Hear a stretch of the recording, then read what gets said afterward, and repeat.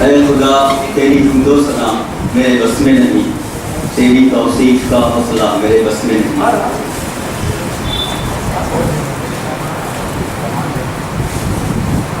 دھرتی عنبر ریت سمندر، دھرتی عنبر ریت سمندر، سب تیرے ہیں میرا کیا۔ دھرتی عنبر ریت سمندر، سب تیرے ہیں میرا کیا۔ ذرے تارے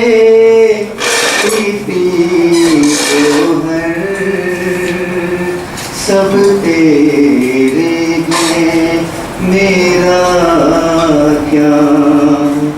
دھرتی عنبر ریت سمندر، سب تیرے ہیں میرا کیا۔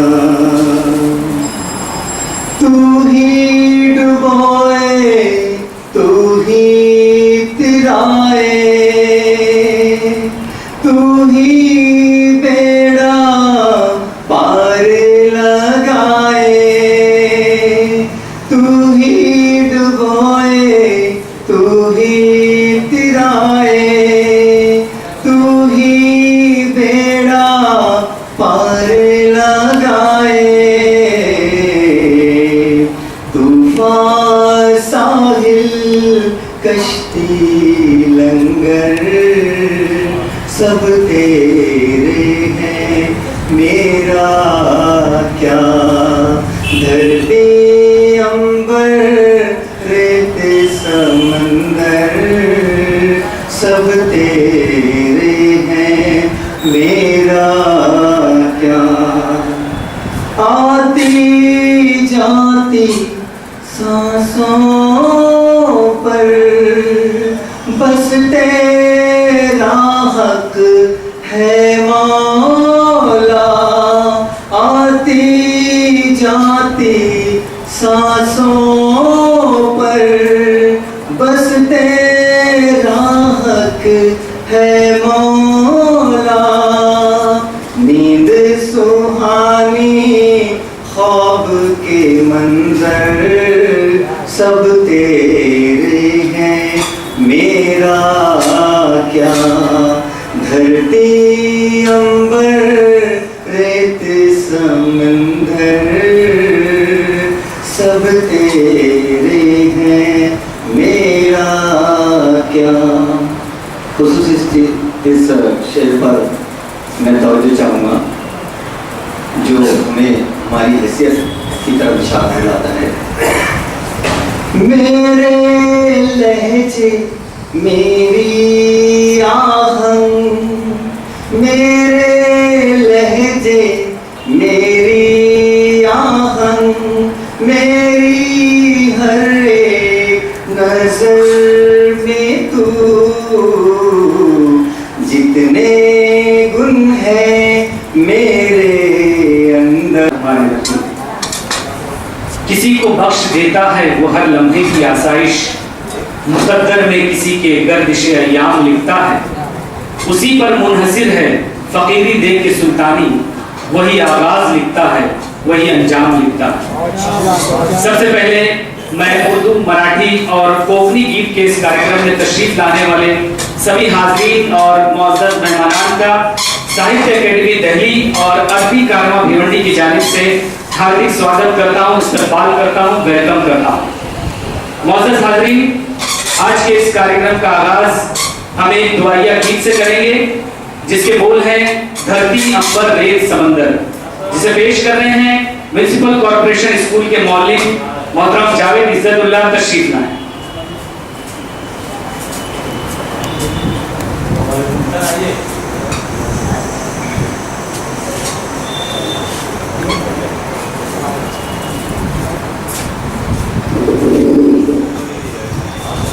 السلام علیکم.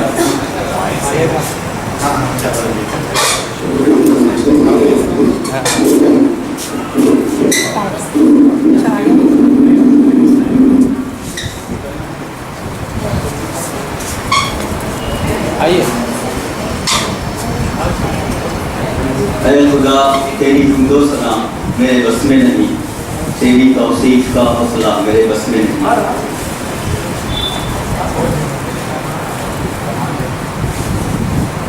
دھرتی عنبر ریت سمندر،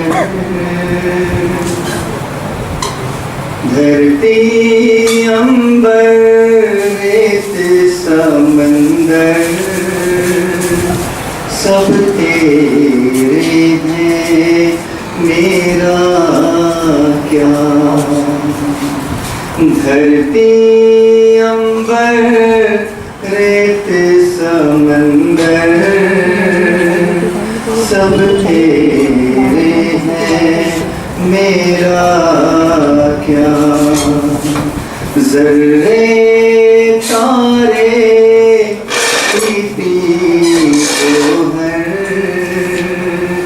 سب تیرے ہیں میرا کیا. دھرتی عنبر ریت سمندر، سب تیرے ہیں میرا کیا. تو ہی ڈبوئے تو ہی ترائے، تو ہی بیڑا پار لگائے.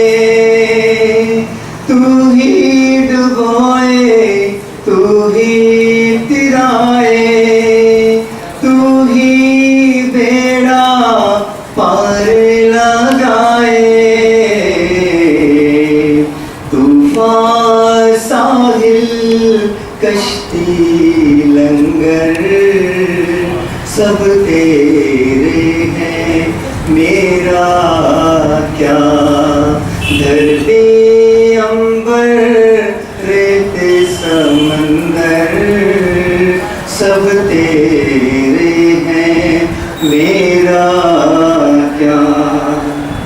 آتی جاتی سانسوں پر بس تیرا حق ہے مولا. آتی جاتی سانسوں پر بس تیرا حق ہے مولا. نیند سہانی خواب کے منظر، سب تیرے ہیں میرا کیا.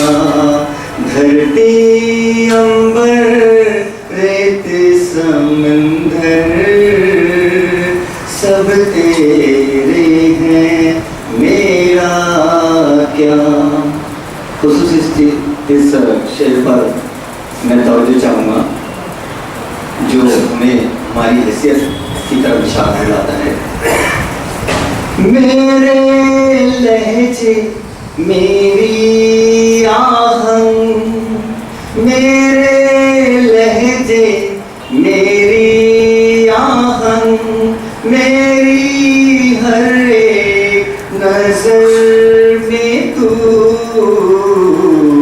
جتنے گن ہیں میرے اندر، سب تیرے ہیں میرا کیا. دھرتی عنبر ریت سمندر، سب تیرے ہیں میرا کیا. بخش خدایا دید کی لذت، بخش خدایا دید کی لذت، اور کچھ نہ مانگے فارو. جنت دوزخ یوم محشر سب تیرے ہیں میرا کیا، دھرتی امبر ریت سمندر سب تیرے ہیں میرا کیا، سب تیرے ہیں میرا کیا۔ السلام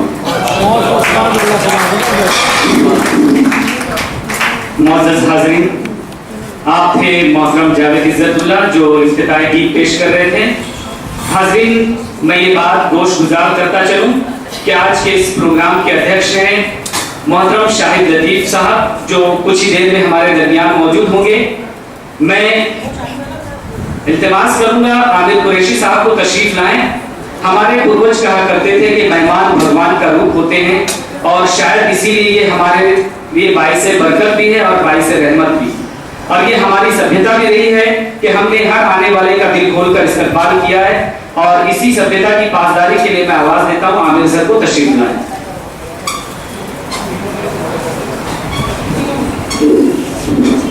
جناب صدر محترم شاہد لطیف صاحب جو کچھ ہی دیر میں ہمارے درمیان موجود ہوں گے، ڈاکٹر عرفان فقی صاحب، استاد محترمہ سکینہ خان صاحبہ، محترمہ جویریم قاضی اور محترمہ سورنا راول صاحبہ اور معزز سامعین، السلام علیکم۔ ساہتیہ اکیڈمی نئی دہلی اور ادبی کارکنوں کے اشتراک سے منعقد آج کے اس پروگرام میں میں آپ تمام کا استقبال کرتا ہوں کہ آپ تمام یہاں تشریف لائے۔ دنیا میں بھارت ہی ایک ایسا ملک ہے جہاں اتنے دھرم اور بھاشا بولنے والے الگ الگ لوگ رہتے ہیں۔ یہاں کی صبح مسجدوں کی اذانوں، مندروں کی گھنٹیوں، چرچوں کے محبت بھرے گیتوں، گردواروں کی گروبانیوں اور ناقوس کی مقدس آوازوں سے ہوتی ہے۔ انیکتا میں ایکتا، کثرت میں وحدت، یونٹی ان ڈائیورسٹی ہی ہماری پہچان ہے، اور یہی ہماری گنگا جمنی تہذیب ہے جس کی مثال ہم نے دنیا کے سامنے پیش کی ہے۔ لیکن آج کی اس ترقی کی دوڑ میں ہم کہیں اس گنگا جمنی تہذیب کو پیچھے چھوڑ آئے، اور ہمارا آج کا یہ پروگرام اسی سنسکرتی کے ریوائول کی ایک کوشش ہے۔ لوک گیت ہمارے دلی جذبات اور احساسات کی نمائندگی کرتے ہیں، ہمارے کلچر، تہذیب یا سنسکرتی یا زمانے سے چلے آنے والے روایتی رواجوں کی عکاسی کرتے ہیں۔ کوکن کا یہ خطہ اس لیے بھی اہم ہے کہ یہاں مراٹھی، کوکنی اور اردو بولنے والوں کی ایک بڑی تعداد رہتی ہے، اس لیے ان بھاشاؤں کے لوک گیت ایک دوسرے سے ملتے جلتے ہیں، جو عوام کی زندگی اور ان کے رہن سہن کو ظاہر کرتے ہیں۔ ان گیتوں میں مذہبی گیت، صوفیوں اور سنتوں کے گیت، درویشوں کے اپدیش اور ہماری بہادری کا ذکر کیا جاتا ہے۔ ان میں موسموں کی تبدیلی ہے تو بیج بونے اور فصل کاٹنے کے ساتھ شادی بیاہ کے بھی گیت ملتے ہیں، اور یہی کوکن کے ان گیتوں کی اہم خصوصیات ہیں۔ آج کے ہمارے اس پروگرام کے حوالے سے ہم اپنی اس گنگا جمنی تہذیب کو یاد کرنے کی کوشش کریں گے۔ میں آخر میں ایک بار پھر تمام مہمانان اور آپ تمام کا دل کی گہرائیوں سے استقبال کرتا ہوں۔ شکریہ۔ آج ہمارے درمیان اسٹیج پر وہ شخصیات جلوہ افروز ہیں جن کا نام بذات خود ایک تعارف ہے، مگر چونکہ ہماری روایت رہی ہے تو اسی روایت کی پاسداری کے لیے میں آواز دیتا ہوں مومن ذاکر حسین کو تشریف لائیں اور مہمان کرام کا تعارف پیش کرے، اور ساتھ ہی گلوں کی شکل میں ادبی کارواں کا محبت نامہ پیش کرے۔ تشریف لائیں مومن ذاکر حسین۔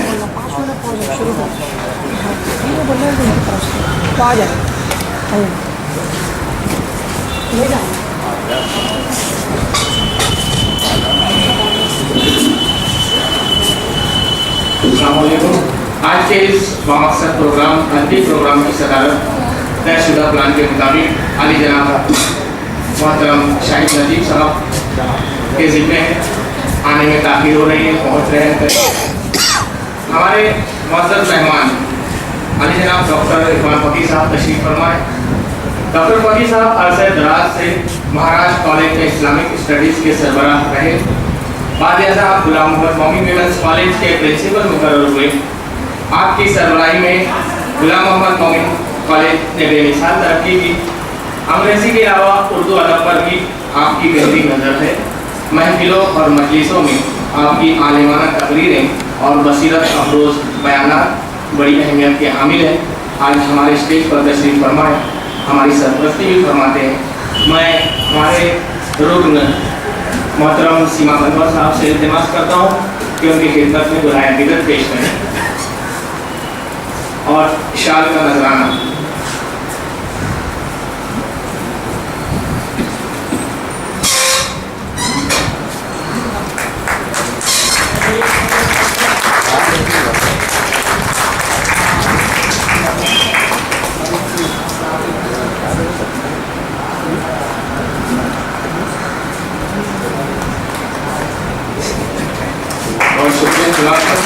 हमारे यहाँ मेहमानों के लिए गुलों और शाल का जो इंतजाम किए हमारे करम फरमा मोहतरम बिलाल बिलादी साहब, उन्होंने शाल और गुल का इंतजाम किया है हमारे मेहमानों के लिए।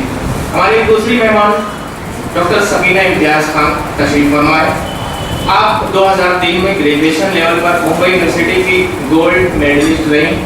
कॉलेज के दिनों में एनसीसी में भी काफ़ी रोशन रिकॉर्ड रहा। पोस्ट ग्रेजुएशन लेवल पर भी उन्होंने मेरिट लिस्ट में अव्वल मुकाम हासिल किया। नेट इम्तिहान में कामयाबी के साथ आप जूनियर रिसर्च फेलो के अवार्ड के मुस्तहिक भी बनी। इल्म की अहमियत ने डॉक्टर साहिबा को तहकीक की राह पर गामजन किया। उन्होंने मुंबई यूनिवर्सिटी से PhD फारसी में दाखिला लिया।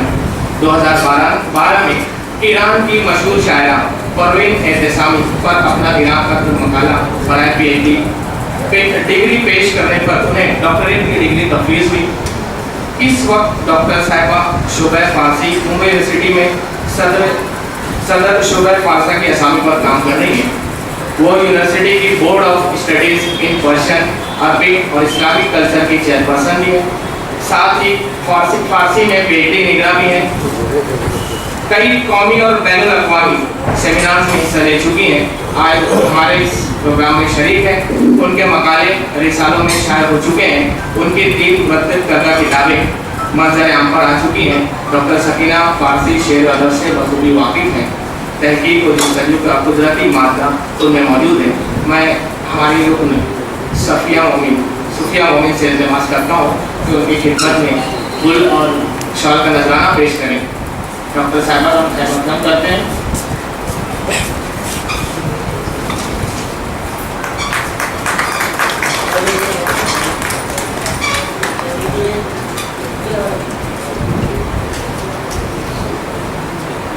हमारी अगली मेहमान डॉक्टर स्वर्णा रावल मैडम साहिबा ने तशरीफ फरमाए।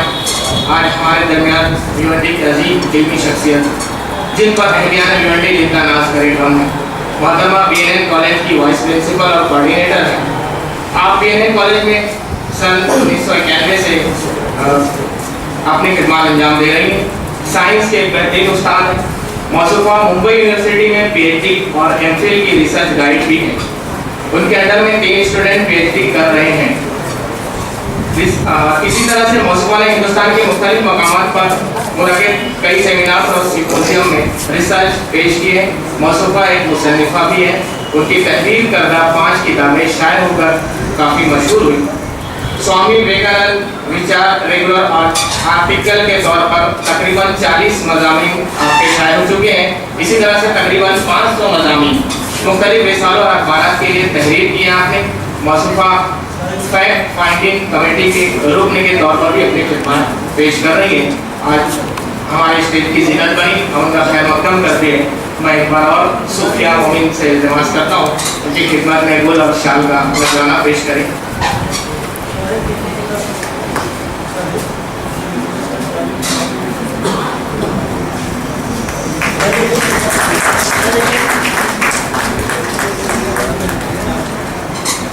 मोहतरमा जगरिया गाजी साहिबा भिवंडी की उर्दू दुनिया में अब एक मारूफ नाम है।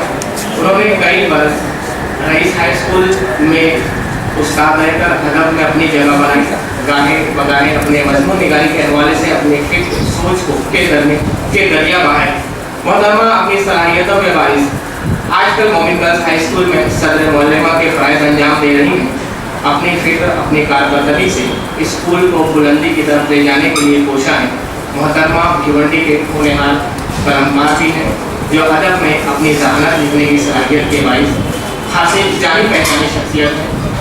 محترمہ اپنی تعلیمی دلچسپی اور تعلیمی موضوعات کے ساتھ ساتھ اپنی علمی ادبی دلچسپی کے مسائل سے آگاہ ہے، اسی لیے وہ اپنی قلمی کاوشوں کے ذریعے ان میدانوں میں بھی اپنی اپنی قلم کاری کے جوہر دکھا رہی ہیں۔ موصوفہ علم و ادب سے اپنی واقفیت اپنی دلچسپی کے باعث بھیونڈی کے اکثر پروگراموں میں کلیدی حیثیت رکھتی ہے۔ میں ایک بار اور جمہوری صاحبہ سے التماس کرتا ہوں ان کی خدمت میں گل اور شال کا نذرانہ پیش کریں۔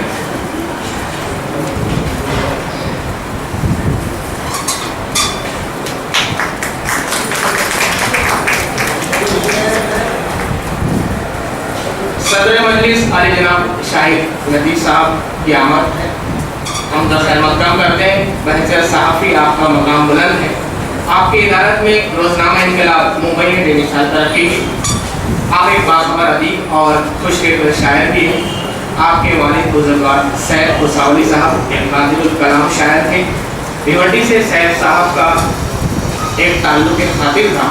جناب شاہد لطیف بھی اسی شہر کے لوگوں سے بے حد قریب ہیں۔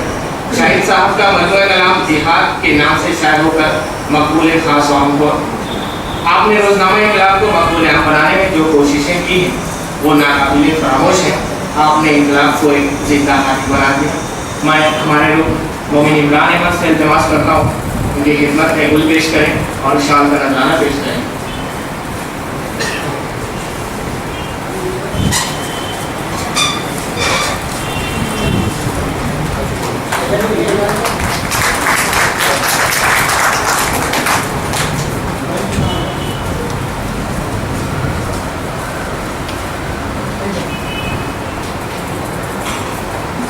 شکریہ۔ میں ناظم جلسہ محترم مشتاق صاحب سے التماس کرتا ہوں کارروائی آگے بڑھائیں۔ اس اہم فریضے کے بعد آئیے آگے بڑھتے ہیں۔ سب سے پہلے تو میں ساہتیہ اکیڈمی دہلی اور ادبی کارواں بھیونڈی کی جانب سے آج کی اس مجلس میں صدر جلسہ شاہد لطیف صاحب کا استقبال کرتا ہوں، خیر مقدم کرتا ہوں۔ حاضرین، علم اور ادب اپنے تخلیق کاروں اور پروان چڑھانے والوں کے خون جگر کا نتیجہ ہوتے ہیں اور جس ملک اور قوم سے متعلق ہوتے ہیں اس کی تہذیبی و معاشی عکاسی کرتے ہیں۔ لوک گیتوں کا محور کسی بھی سماج اور تہذیب کے مروجہ رسومات پر مبنی ہوتا ہے، اس لیے ان کی اصل روح کو جاننے کے لیے ہمیں اس مخصوص سماج کے بارے میں واقفیت حاصل کرنا ضروری۔ اب میں بڑے ہی ادب کے ساتھ التماس کروں گا محترم عرفان فقی صاحب کو تشریف لائیں اور اس پروگرام کے افتتاحی کلمات سے نوازیں۔ محترم عرفان فقی صاحب۔ محترم شاہد لطیف صاحب،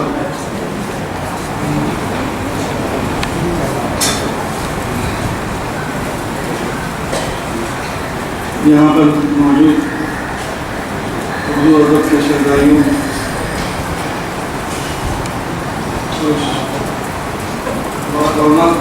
وقار میٹرک کے شرکا، میرے اعزا دوست، آپ سب لوگوں کے یہاں استقبال ہے۔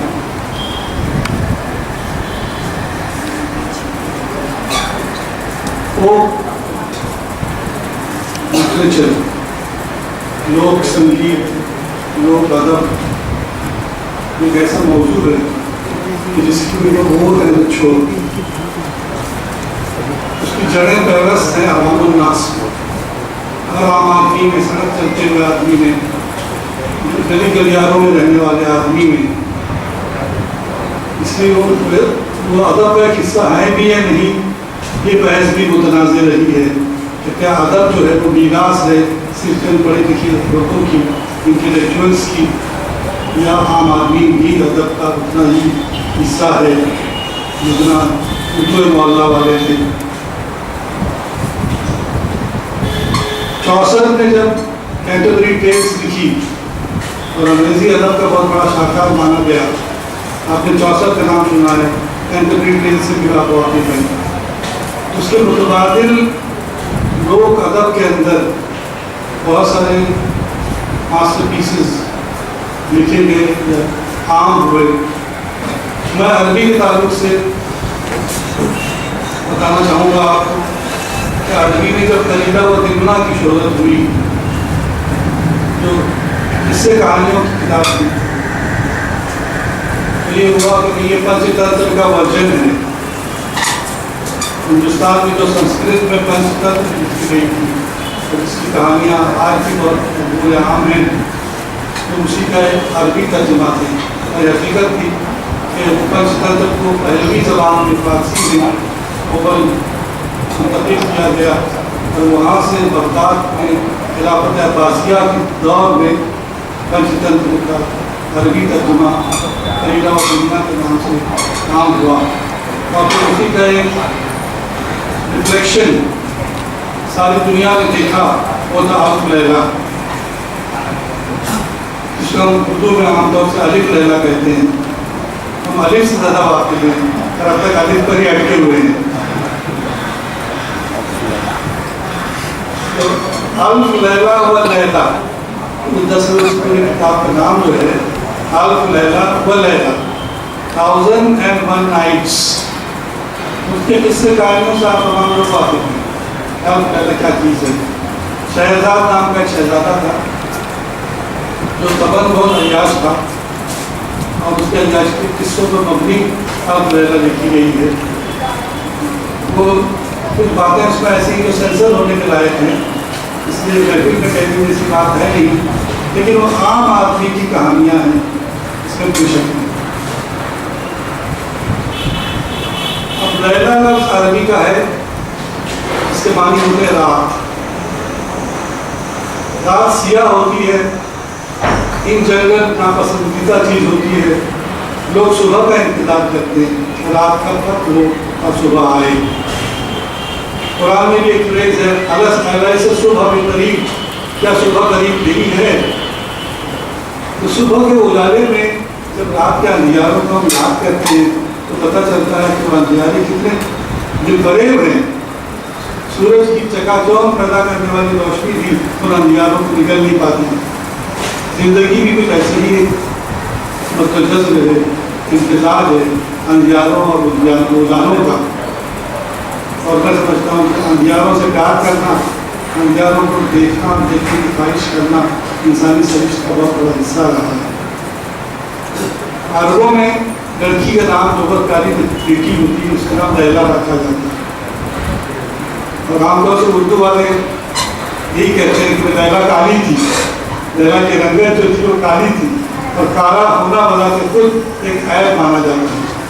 اور بات ہے کہ حدیث نے ٹیڑے پن کو بھی اور عیب کو بھی حسن مانا ہے کجی عیب مگر حسن ہے ابرو کے لیے.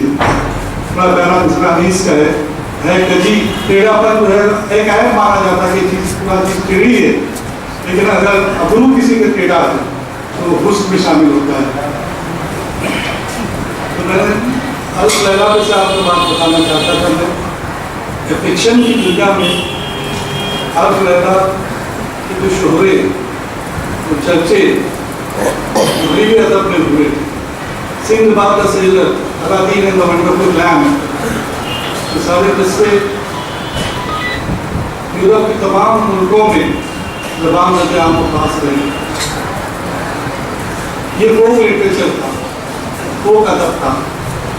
اب یہ بحث الگ ہے کہ جو زبان ہم بولتے ہیں یا بولنا چاہتے ہیں وہ بہت شستہ ہو شائستہ ہو نستعلیق ہو اس میں عامیانہ پر نہ ہو بازاری پر نہ ہو. لیکن میں اس بات سے ہمیشہ میں نے اختلاف محسوس کیا اپنی فطرت کے اندر کہ بازاری چیز جو ہے وہ عام ہے یا بری ہے یا گردن زدنی ہے اس کو میں نے کبھی نہیں مانا. بازار تو انسان کی زندگی کا ایک حادثہ ہے ایک جزء لائق ہے. انسان نے بازار ہی میں زندگی کا سبق سیکھا ہے. رسول اکرم سے جب انہوں نے اپنے نبی ہونے کا دعویٰ کیا اعلان کیا لوگوں نے کہا کہ تم کیسے نبی ہو بازاروں میں چلتے ہو سودا سے خریدتے ہو.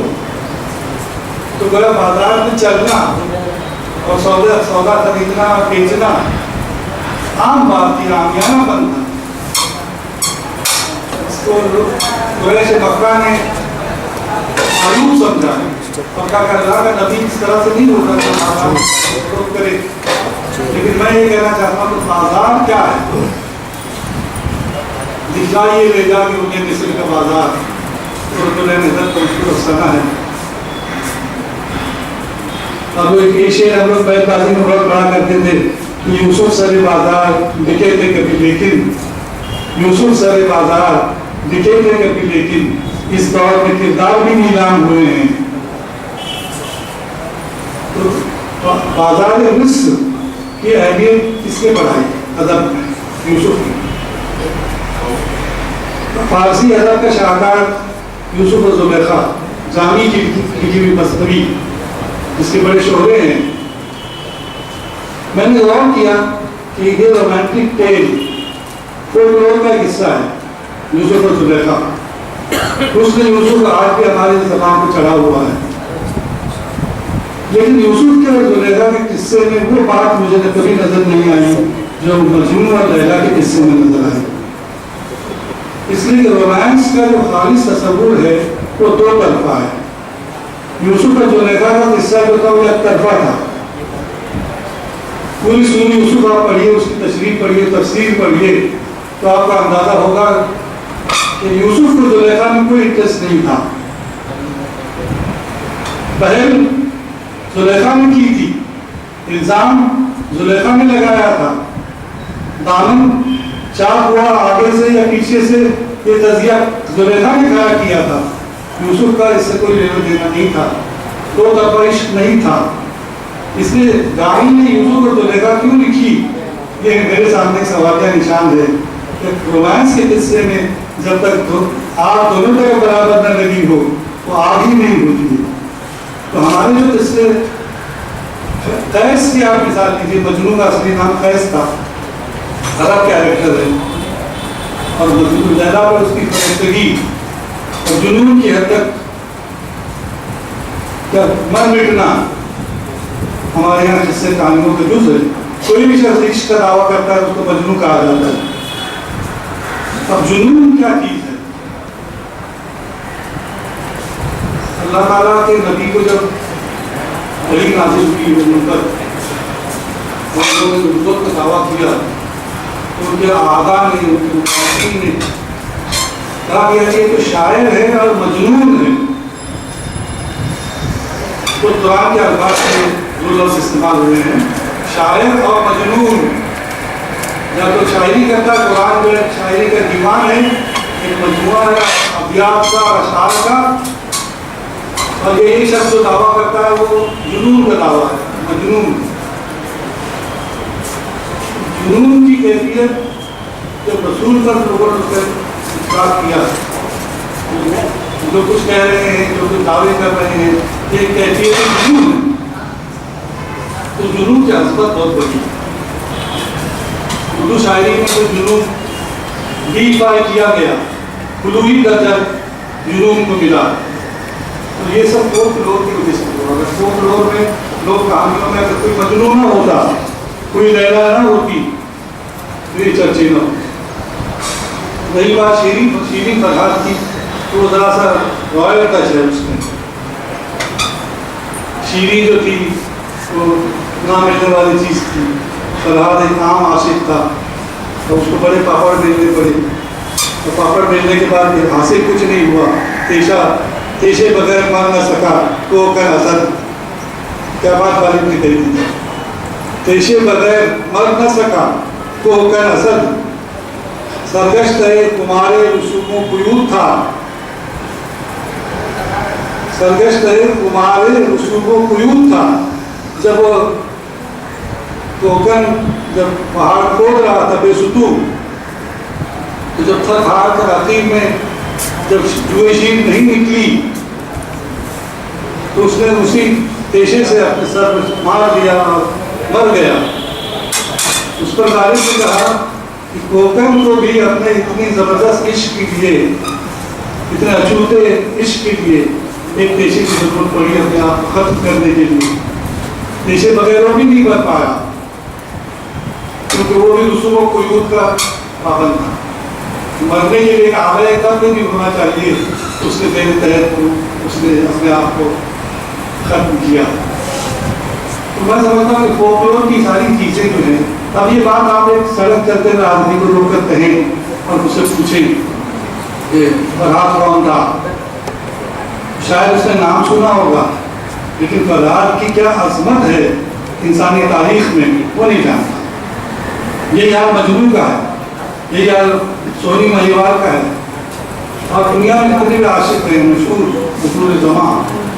یوسف زلیخا کو میں اس میں شامل نہیں کرتا، میرے نزدیک وہ دو طرفہ نہیں تھا،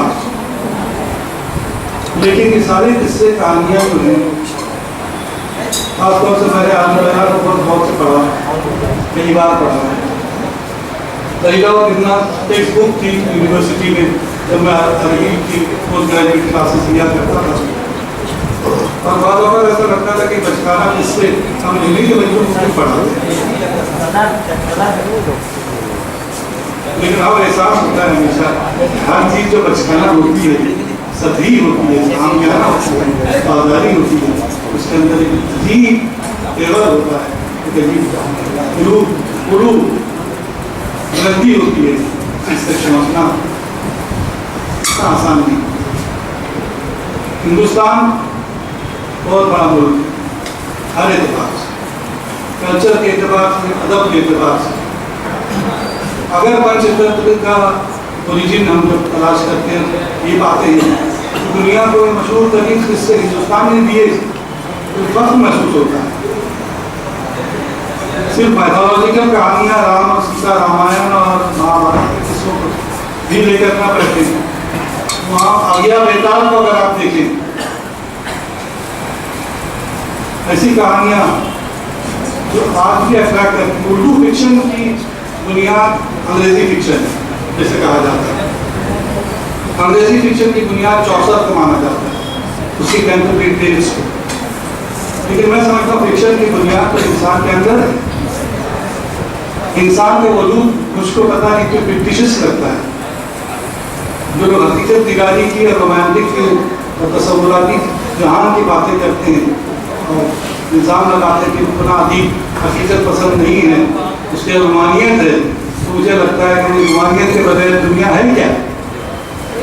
فکشن کے بغیر دنیا کا وجود ہی کہاں ہے؟ اور اگر واقعی دنیا میں کوئی چیز فکٹیشس ہے تو انسان کا اپنا وجود ہے۔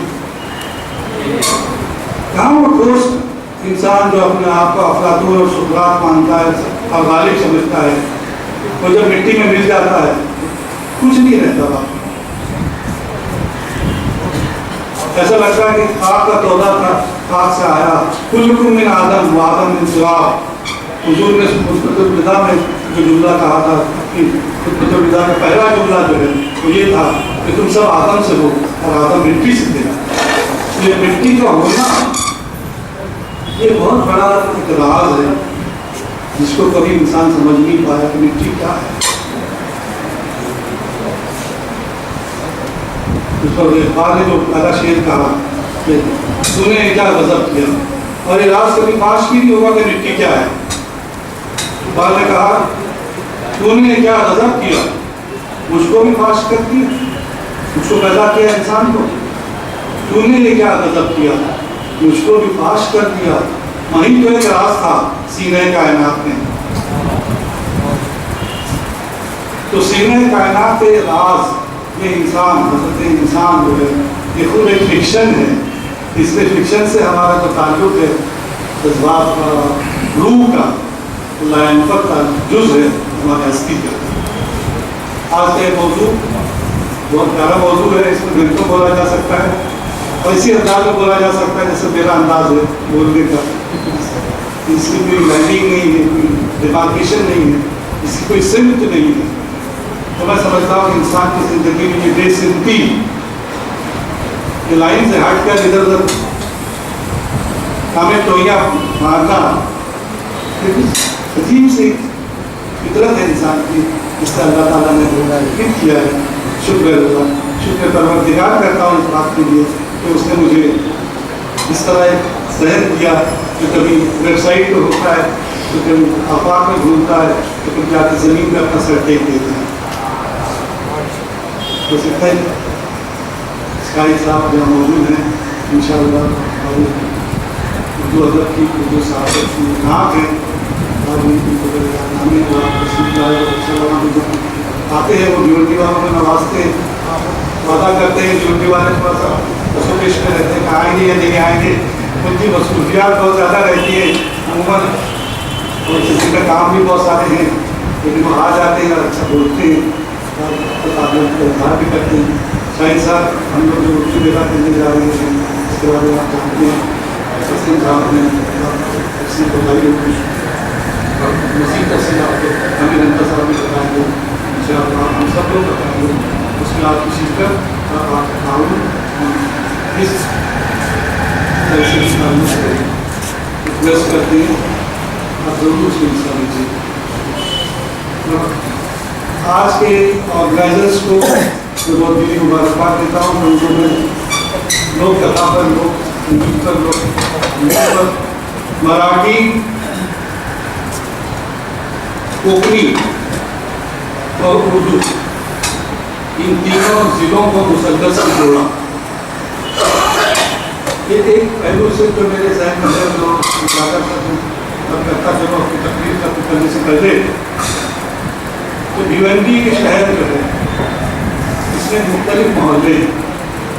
जो पुराने मोहल्ले हैं उसमें एक ब्राह्मण वाली है, एक कासार वाली है, एक प्रभु वाली है, एक बंदर मोहल्ला है, एक सौदागर मोहल्ला है।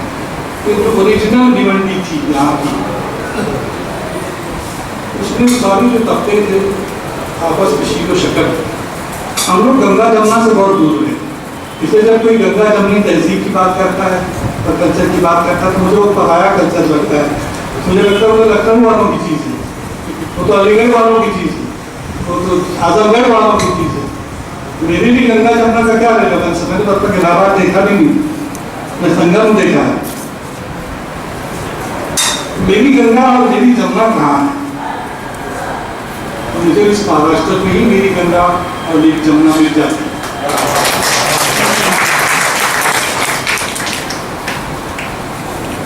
ये गंगा जमुनी तहजीब, इसकी एक झलक आप देखा हूँ। मेरे वालिद मोहतरम मरहूम मराठी मीडियम से पढ़े थे। उस ज़माने में 7वीं जमात को फाइनल एग्ज़ाम दिया जाता था, उन्होंने मराठी में 7वीं पास किया था। बहुत खूबसूरत मराठी बोलते थे। उनके सब दोस्त ब्राह्मण वाली में रहते थे, जिनसे उनकी मुलाकातें रहा करती थी और उनकी गुफ्तगू भी बहुत अलग पैराए में होती थी। वो न सिर्फ अच्छा खत लिखते थे मराठी में, बल्कि वो मोड़ी एक स्क्रिप्ट है मराठी का, उससे भी वाकिफ थे।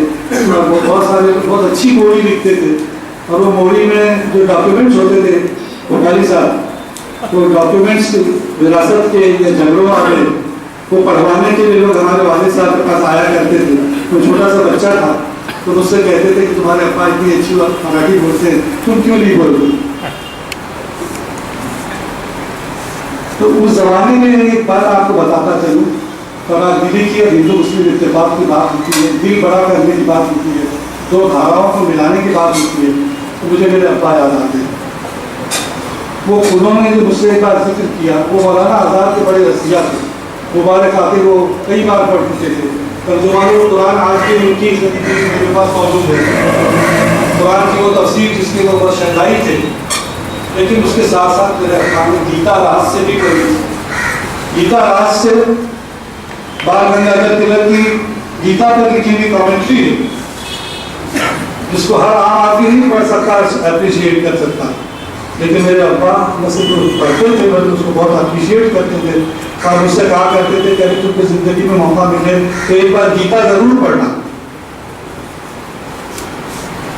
तो मुझे लगता है कि हम सिर्फ बड़ी बड़ी बातें हिंदू मुस्लिम इत्तेफाक की करते हैं, लेकिन हम एक दूसरे से कितने दूर हैं। कितने लोग हम में से जिनको गीता राज से मालूम है, तर्जुमानुल कुरान जानने वाले बहुत सारे लोग हैं, बड़ी तादाद में हैं, लेकिन बाल गंगाधर तिलक ने गीता राज से लिखी थी, जो गीता पर एक लाजवाब कमेंट्री है। इस बात से कितने लोग वाकिफ हैं? इसकी वजह ये है कि हमने ज़बानों को अपने करीब नहीं लाया। उर्दू की मोहब्बत में हमने अलायची पसंदी का इजहार किया या वसीला इख्तियार किया। उर्दू से मोहब्बत का मतलब ये नहीं है कि हम मराठी से मोहब्बत न करें, अंग्रेज़ी से मोहब्बत न करें। सबसे पहली बुलंदियाँ तो हमारी अंग्रेज़ी है। जब अंग्रेज़ी की मुखालफत करता है पर कहता है अंग्रेजी का बोलबाला है, सब जबानों को खा रही है अंग्रेजी, उर्दू को और मराठी को और गुजराती को। तो मैंने कहा खाने दो, तो बहुत बड़ी चीज़ है अंग्रेजी, उसका निवाला बनोगे तो मोक्ष पालोगे।